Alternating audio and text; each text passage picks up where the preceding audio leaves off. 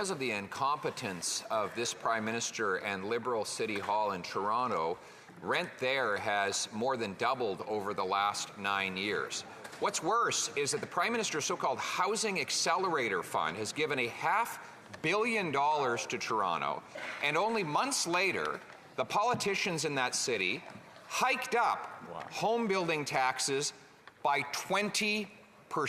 Wow. Now, 30% of all home building costs is government taxes alone.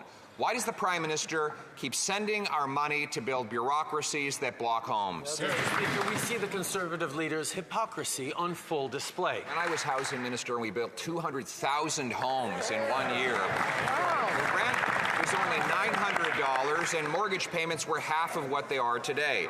Fast forward to present, the Prime Minister has given $500 million to Toronto City Hall to jack up new taxes on home building. No wonder that when the president of the Residential Construction Council of Ontario, Richard Lyle, was asked whether the Prime Minister would keep his promise for 3.9 million new homes by the end of the decade, he said, and I quote, "No chance." Mr. Speaker, why doesn't he stop funding bureaucracy so that we can get out of the way and build homes? The Conservative leader is simply all slogans and no answers. My common sense plan to build the homes would reward municipalities that speed up permits and punish the politicians that get in the way. His approach has not only doubled housing costs, but he's built up Toronto City Hall with monstrous financial transfers so that they can block construction.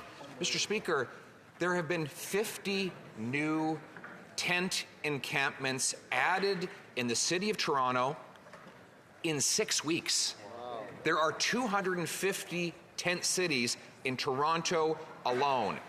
Is that his plan, to block homes and put up tents?